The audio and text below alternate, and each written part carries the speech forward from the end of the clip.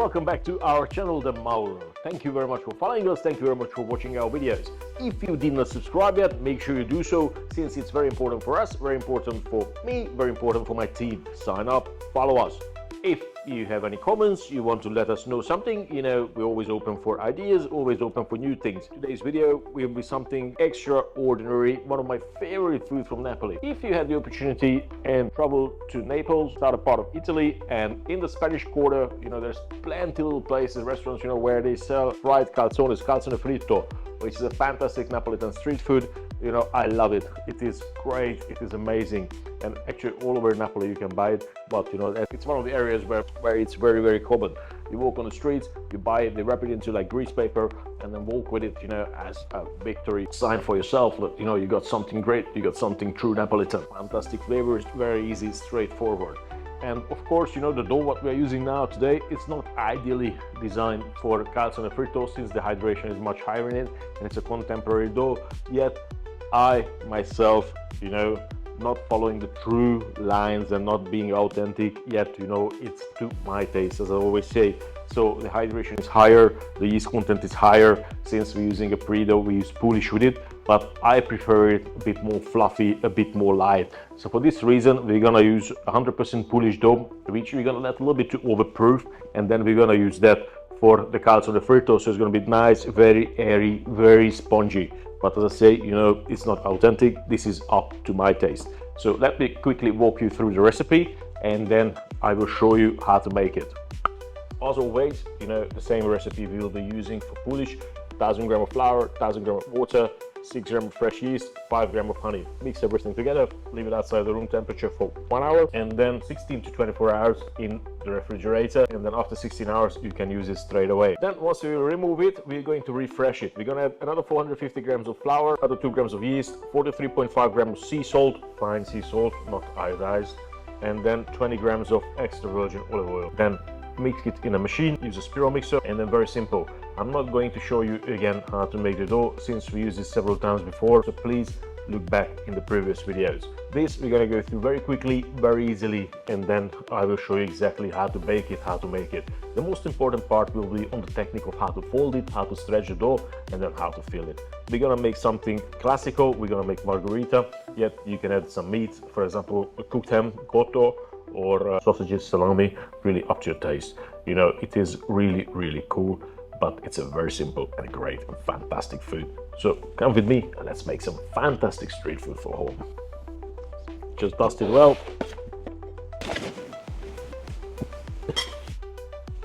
Now, for the stretching, we're gonna use a little bit of a different technique I'm gonna show you.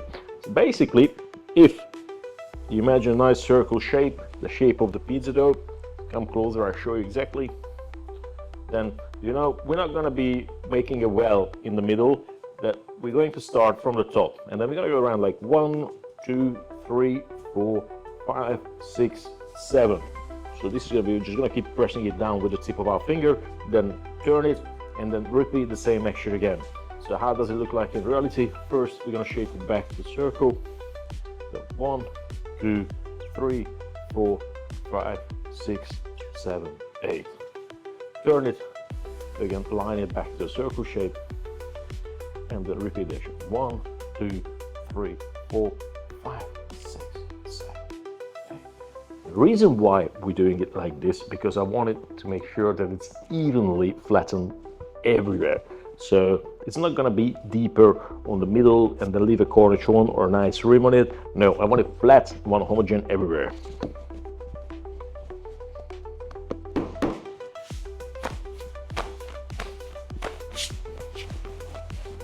Okay.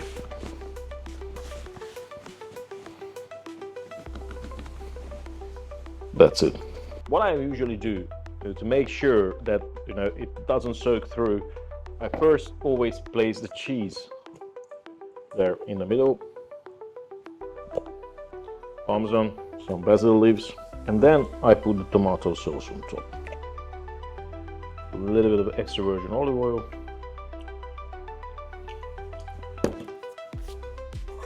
I'm going to basically close it, so grab it like this.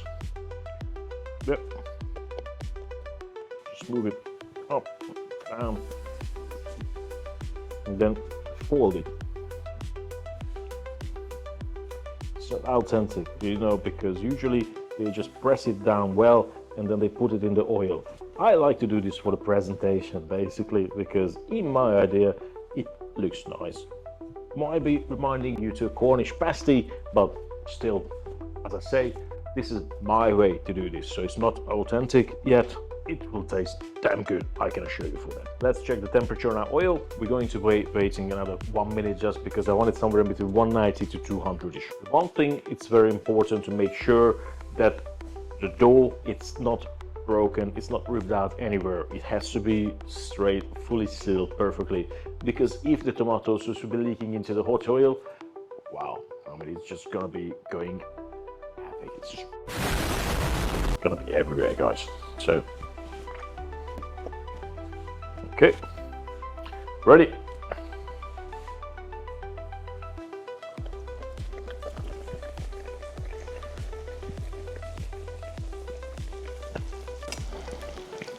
Might be a little bit too small for the pot, but does the job. We could do something a little bit bigger. You need to wait until it's golden brown, and the idea is that basically we keep spraying a little bit of oil on the top as well. So once we turn it, you know, it's already getting seared a little bit and it's not going to stick. Okay, nicely, gently.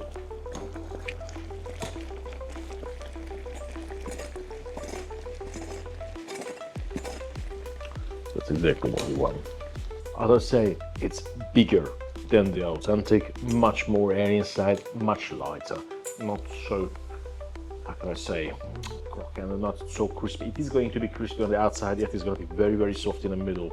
And since I'm Hungarian, you know, and my tradition is to keep me something which is langos, which is a traditional Hungarian food, this reminds me a bit to that as well. So for my childhood favorite, you know, which we eat here in Hungary, you know, this is something a bit more closer. Yet flavors fantastic, flavors are true Italian. Check the top, nice, looking good. Now, since you know that we folded the edges around, it has to be cooking a little bit longer, just to make sure that, you know, it's not gonna be gooey, it's not gonna be raw somewhere in the middle. Looking good.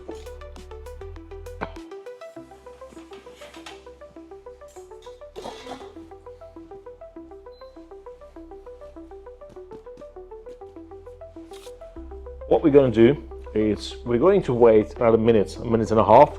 Then I'm going to take a cutting board and then we're going to cut it up to show you how fantastic it looks from the middle and how fantastically cooked the dough itself it is. Rightio! Here we are. Now, let me grab a serrated knife and let's cut this bad boy open. So, let's see.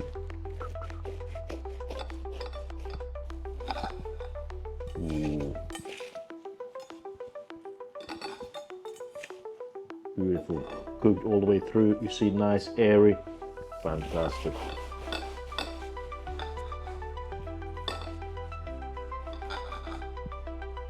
Also here, nice and airy.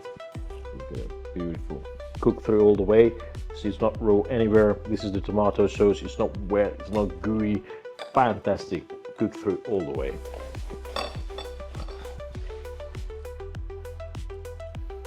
Just for the presentation.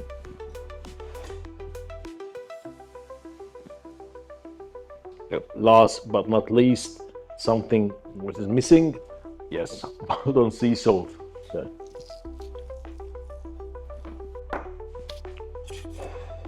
Of course, there's still a little bit of extra touch we can put. It's a little bit of truffle oil, truffle infused extra virgin olive oil.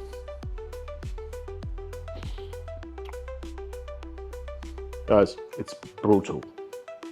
Must try it, must make it. As I said, it's not authentic, keeping the original traditions, yet, you know, basically not necessarily trying to reinvent the wheel, but a bit of a Hungarian influence in there as well. However, it is amazing.